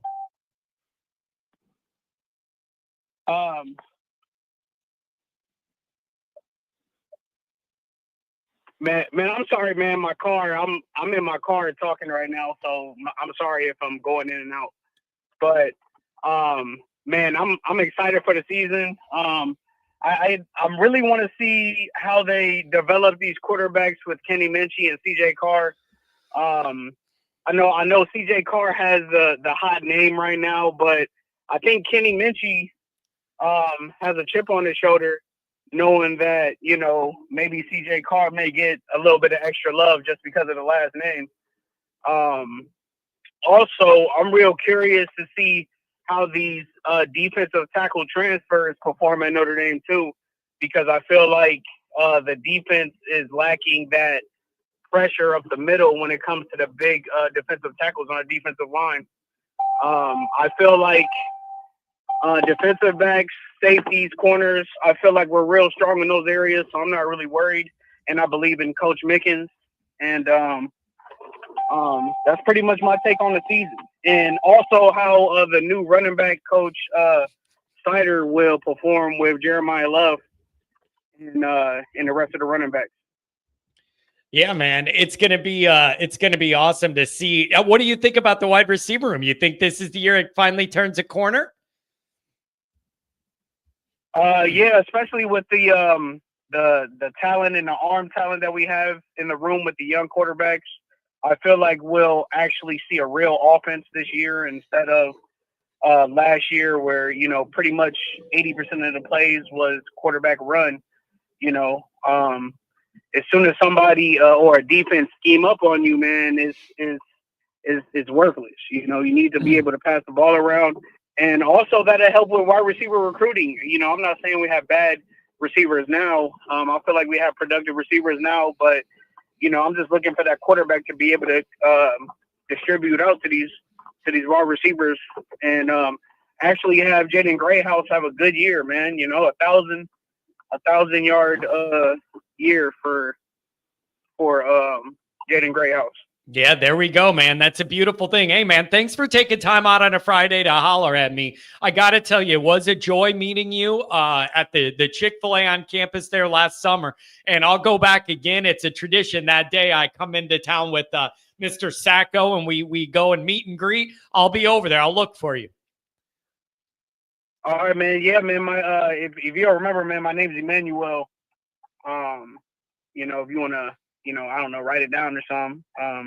But yeah, man, just come stop by, man. I'm here to talk about Notre Dame football all day. I love it, man. I love it. Hey, happy Easter. Have a good weekend, man. Thanks for touching base. I'll see you in a couple months. All right, man. Appreciate it. Have a good one. How could I forget the name Emanuel? It sounds like it. I ain't gonna forget that. Ryan Smith. Thoughts on grilled cheese, John? Here's the deal, man. You make one for your kid, you eat one.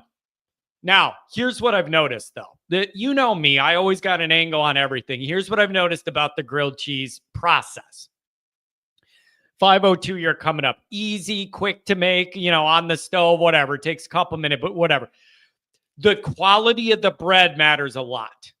The quality of the bread matters a lot. Then you could get into the thin sliced cheese, and then they have like the double thickness cheese slices. Now, it's a little too cheesy for me. Again, the ratio between bread and cheese matters. The bread, I think, is the key to the grilled cheese. You get some bread where if you even put butter on it, it ruins the bread. It doesn't spread right, but it just like kind of goes in and then it's chunky. And if you try and spread it, you're digging the bread out and you're ruining the piece. On the other side, I don't like bread that's almost like stale and it's like hard. The stuff you would like throw to a duck in a creek.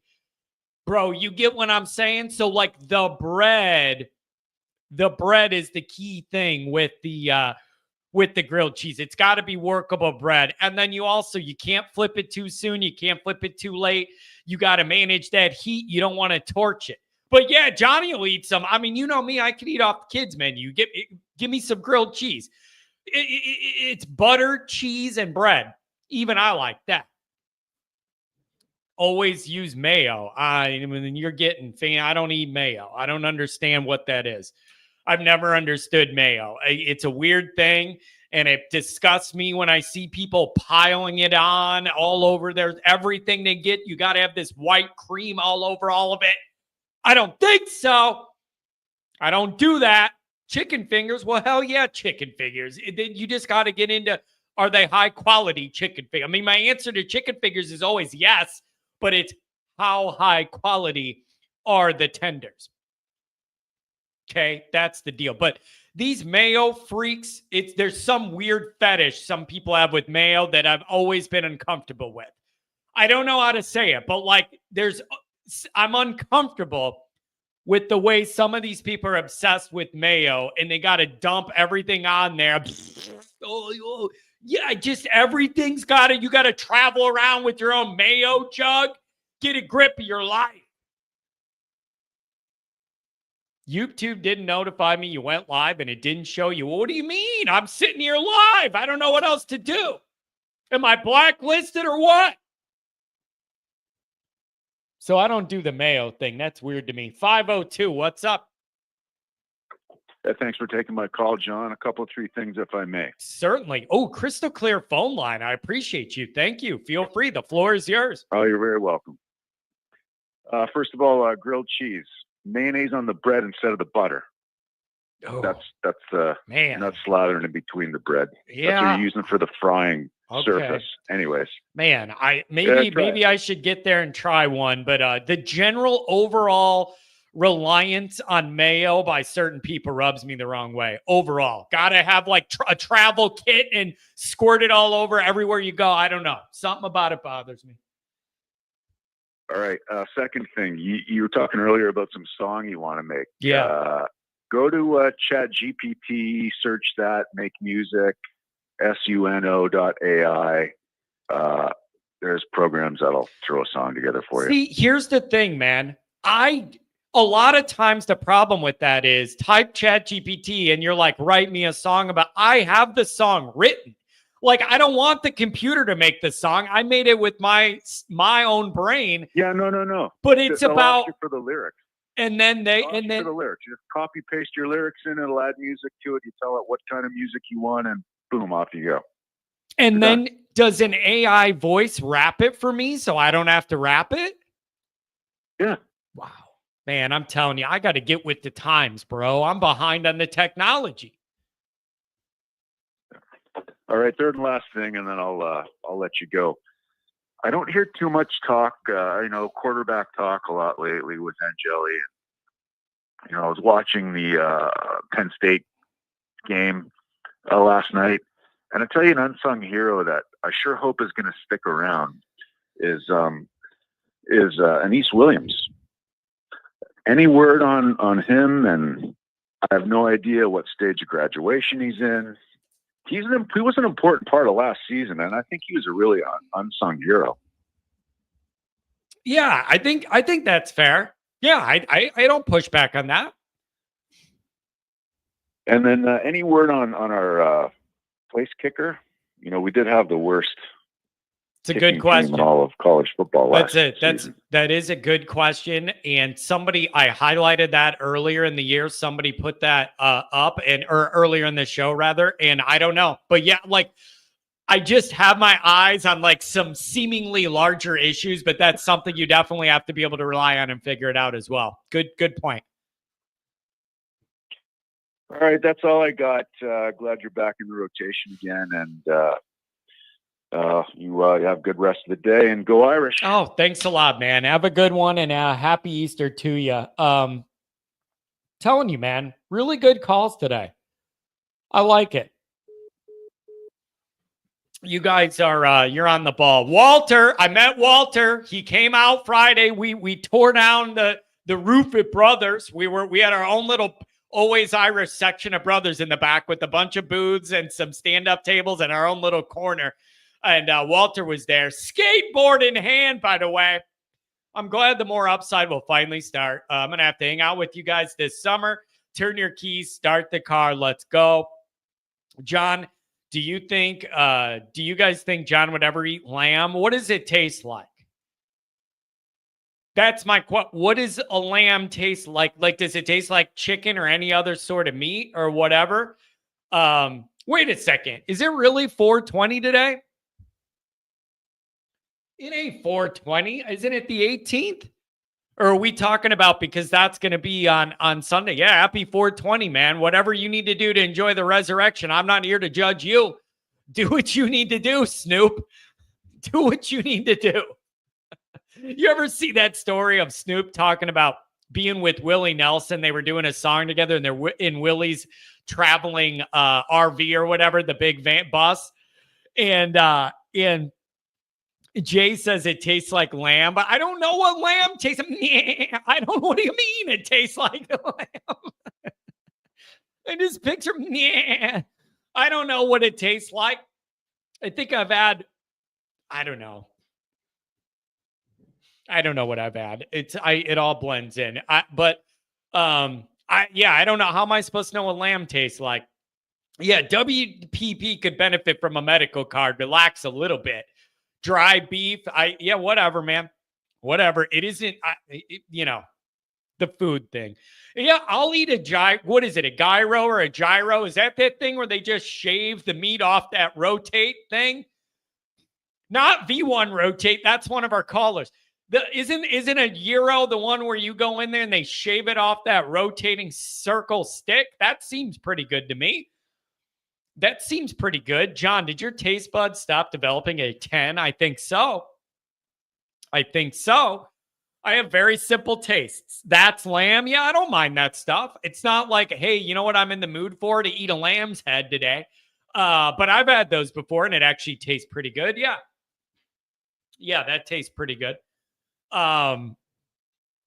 Yeah, and again, you're going to make fun of me, revoke my man card, do whatever. Hey, down pat, shoot me an email. We'll connect about this. I seriously have a full song structure written out here.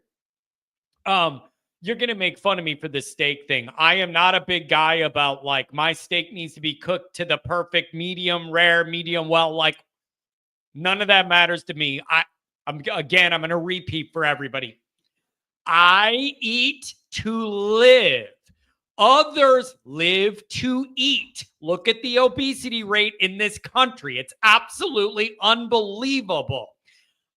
Eating's an inconvenience. Eating something I don't look forward to doing. Eating is something that's just a requirement to keep my carcass moving. I'm dead serious. Really think about what I'm telling you. If everybody just ate to live and didn't live to eat, we wouldn't be in this epidemic we're in this country where I can't fly without getting smashed from both sides.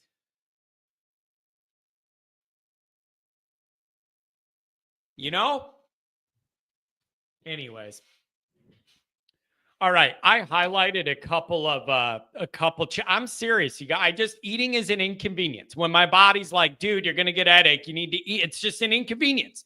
Waste of my time, but it's just something you got to do. I'm telling you, man. So I don't know. Whatever.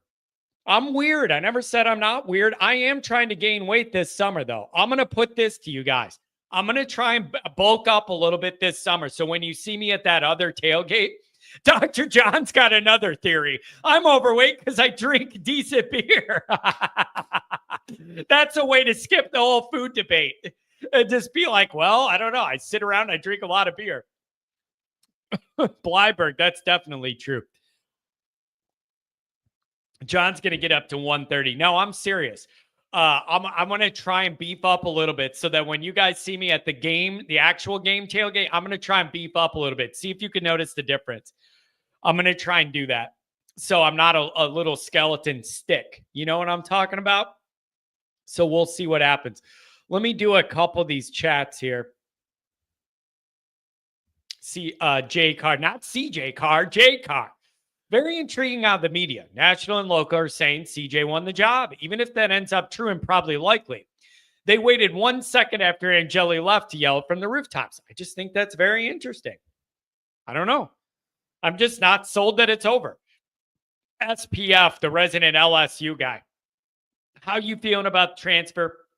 Do you think the spring game really shows the whole picture? I think it was a bit of a false start on both sides. My understanding is that Freeman had a discussion with Angeli and let him know he wasn't in competition to start anymore. And I'm excited to have, I think the program's mature enough to go with the high upside young guys and incur that risk. And I'm excited about that. Do I think the spring game shows the whole picture? Absolutely not. Nope. One little glimpse into a much larger vision. That's all that gave you. But it's our only big piece of data. So I just think it's interesting. Commander here, he's going at me. I know he sees my stuff when you use my exact wording. It's actually pretty clever. Waiting on the news to break where Minchie leaves because it's also the right thing for everybody involved. I don't know. I understand he loves Notre Dame. So maybe he'll stick around. I don't know. Not sure why everybody's sleeping on Minchie. I don't know. Hey, Carr's the anointed one. That's why. Carr's the anointed one. Ooh, look at this. Domer guy, you about to give me anxiety, bro. I'm not one to put the buggy out of the horse, but with recruiting. But given everything we did last year, if we can follow that performance with an encore, players like Holla for Holla. Isn't his name Tiki? Isn't it Tiki Ola? How about this one? I'll get freaky for a little Tiki, baby. Print the shirt. Holler for Hola, getting freaky for the Tiki. Let's do it. These guys may stick. Believe it when I see it. I ain't getting sucked into this trick again. Fool me once, shame on you. I get fooled 80 years in a row with 100 recruits, and I'm an idiot. I'm serious. I got to start assuming responsibility for my own idiocy. Fool me once, it's like, how dare that kid burn Notre Dame at the altar? When you do it every single year, you're an idiot. I'm an idiot. Sick of being an idiot. This always gets me from Commander 2. I never said Freeman sucks. I said he loses all of his top recruits, then he goes on a month-long vacation every year. I can't argue the factual nature about the top end of these classes. I can't argue about that. That's a fact, Jack. But I do think it's funny how Commander, Freeman gets like 1 week out of the entire calendar year to be with his Brady Bunch family with 10 kids and everything else. Like, and it's just like the guy can't go on vacation 1 week and the Commander's like, dereliction of duty. What does this guy think this is? Hanging out with his family. Get him out of here. Not dedicated to the cause. Oh, man, that's funny. That is funny. I don't know. Here's a good one from Kent. Man, this is interesting. Kent, Greg McElroy looks really silly right now. Well, let's spin it, Andrew. Maybe he could look less silly and say, I believe all of what I said about Angeli's skill set. It's just not going to take place at Notre Dame. Right? So, like, I guess in a way, you can manipulate the McElroy thing about Burrow and Angeli, whatever, and you could be like, it still applies. It's just Notre Dame's going to miss out on it. You could do that. Like, you could spin that and be like, maybe he still sees the value and Notre Dame didn't, and that ends up being a mistake for Notre Dame. I don't know. The other thing I got to be mature about is, here's the other thing I got to be mature about. And I was thinking about this last night when I was talking to Goolsby on the phone. I was thinking about this. If I'm going to sit here from now all the way through summer and talk about, I like the youth movement, I like rolling the dice on a younger guy, I like, everything around the program seems to be a pretty healthy spot. Like you can go with some risk. If I'm all about one of these young guys, their first start being on the road in Miami, Rudy, see if you agree. I'm not mature in all ways, but maybe in this one. Follow me here. I have got to be mature enough that if I'm going to do this angle, the first time or two, something bad happens because of a rookie mistake and a learning curve that a first-time starter quarterback's going to make. I feel like I have an obligation to check my emotions and understand this is a part of the process I wanted and that I pushed for. It's going to be a challenge, I'm telling you, because of the way I'm hot and cold and whatever. But if I'm on here all summer saying I love doubling down on the youth and going for it and all this stuff and whatever, with that is a tacit agreement I am making that just like Freeman, who had a learning curve and it was rough and there were some mistakes and there was some frustration and there was some really low points, all of this. Later, Jay, nicest guy on the internet. And it ain't me, it's you, Jay. If I want to go on that youth journey, I've got to be able to understand there's going to be some frustrating mistakes, and that's a part of the process. And I got to be mature enough to not just lose my mind when that happens, because there will be some of those moments. And if there isn't, well, then Notre Dame might win another championship. You might win the championship then. If it's just nothing, if it's just, there is no learning curve and whoever it is that good, whatever, fine. But I got to be mature enough to be able to process this and understand the deal. Thoughts on Dr. Pepper or Coca-Cola? Those are my two go-tos, man. I don't drink a lot of pop. It's horrible for you. Like, pop's one of the worst things you can put in your carcass, and I try and limit it. But if I do, it's Dr. Pepper or Coke. Those are my two go-tos. I'm going to tell you this right now. Bro, Pepsi, it tastes like literal crap coming out of the ground. I can't, there's something wrong with Pepsi. It tastes like what I would imagine motor oil tastes like. Like, there's something I hate about the Pepsi. Like, you ever go to a restaurant, they're like, what do you want, bro? And you're like, a Coke. And they're like, is Pepsi fine? I'm like, no, actually, I'm glad you mentioned it. No, it's not. That's why I asked for a Coke and not a Pepsi.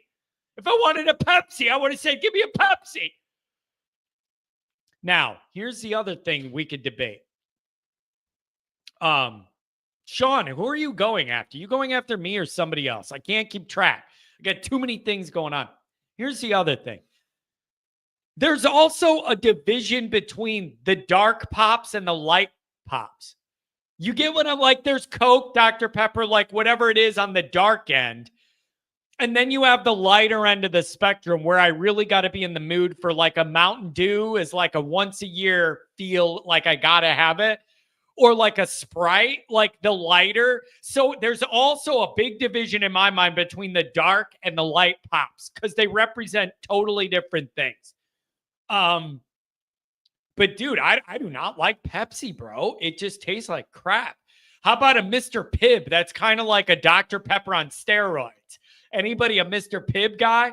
How about an old-fashioned grape soda once in a while? You ever go in a gas station and you're looking and then like you want something? How about that? Every once in a while, a good old-fashioned grape soda hits it. You know what else I'll look for? You're going to think I'm lying about not drinking a lot of pop. If you go to like certain burger joints or something like a mom and pop shop, how about this? How about the old-fashioned a cherry Coke where they literally squirt the grenadine in there and mix it up? I'm down with that. You know what I'm talking about? Not pre-bottled cherry Coke, but literally with the Coke, and then they squirt that liquid in there and mix it for your cherry Coke, and it kind of coats your throat. Ooh, I could get down with an old-fashioned cherry soda that way. Yeah, I'm not dreaming. Mr. Pibb's like a little like Dr. Pepper on steroids, kind of. A root beer, that's again like 2 times a year, 1 time a year. You're in the mood for a root beer. You know what else is a 1 time a year? We'll end the show with this. This is perfect. You guys may be surprised I like this. Tell me if you're surprised I like this.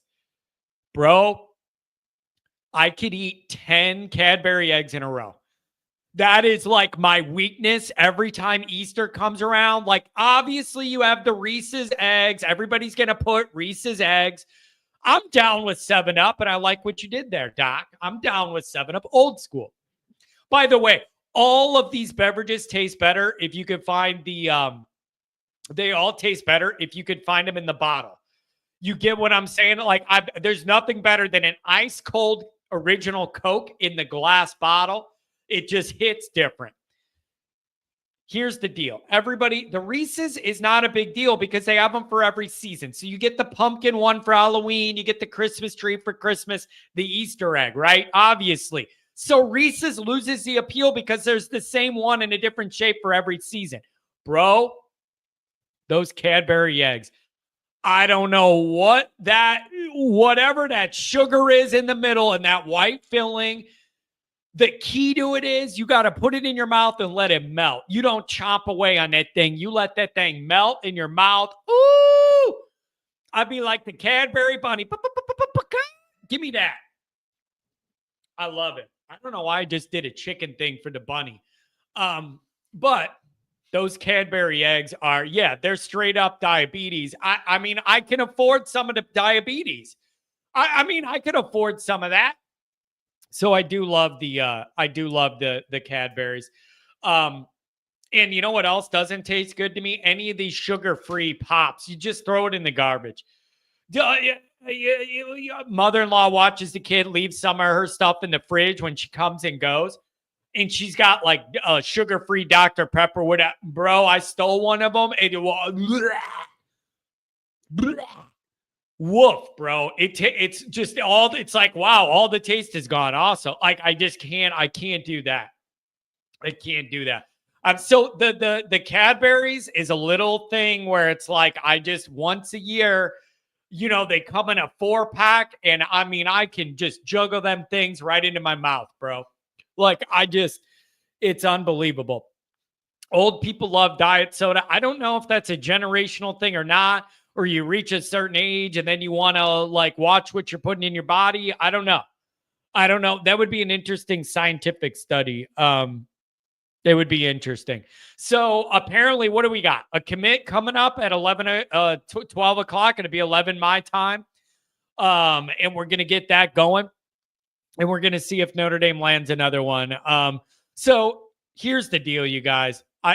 Cadbury eggs equals weight gain. I'm looking to gain weight. I'm the only guy in America I'm trying to gain weight this summer. Only guy I know that's saying, you know what I need to do is gain weight. I'm thinking about making steak and eggs for breakfast. Like I need to pack on some beef, and I want it to be kind of healthy. And that I'm going to just do a bunch of steak and eggs for every meal and just try and see if I could beef up a little bit. It's just, I'm sick of being a Skeletor. $5 holler. After my trip to the ER last August, I went from 260 to 234. Being in an ambulance, struggling to breathe was my wake-up call. I wish you the best, man. Get out there on that skateboard, man. Get that. Yeah, orange soda, Dioc. The grape soda and the orange soda. Every once in a while, that hits me. And it's either grape or orange. And then you could debate which version, Sunkist, which one has the best, which one. Kent, I ain't up to 170 yet. I want to get there. I'm in the 160s. That's like 35 pounds more than I was during the season, you guys. I ain't kidding. Stress, Notre Dame anxiety, it thins me out, bro. Pilney, $20 holler. Angeli's departure is a sign of the program's growth in that it outgrew him. He is a relic, icon of the Kelly era, good but not great. I actually think, do you guys remember Ecto Cooler? You said the high C orange. Does anybody remember that Ecto Cooler? Do you know what I'm talking about, or am I crazy?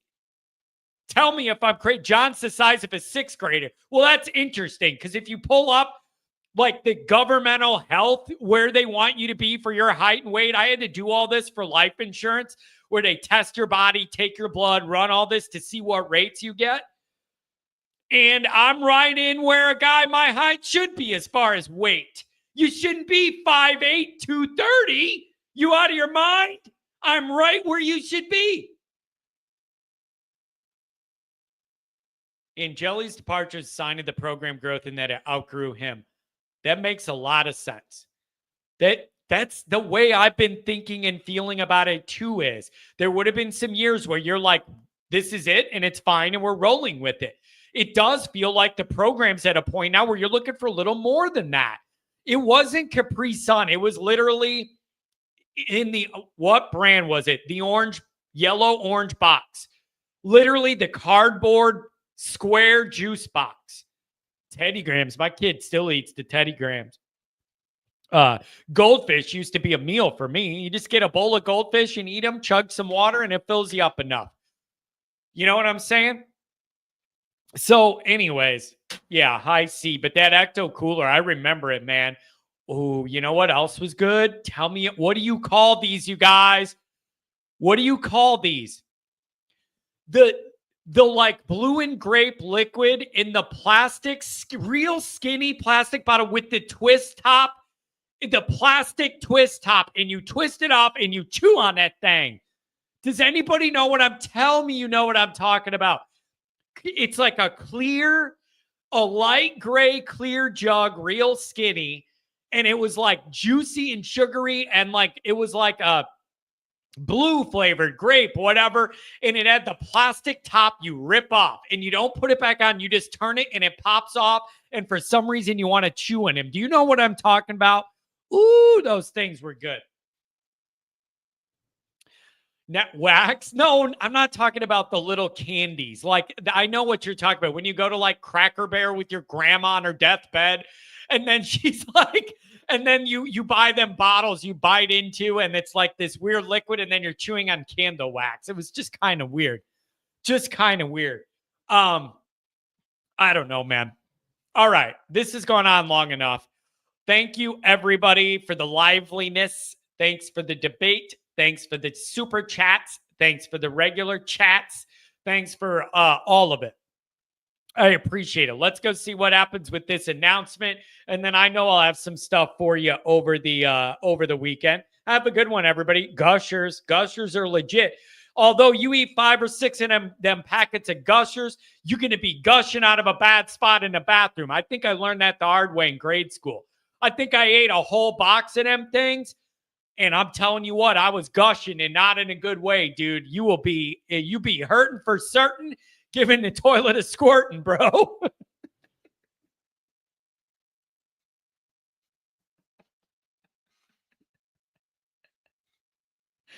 Man, I love this dumb show.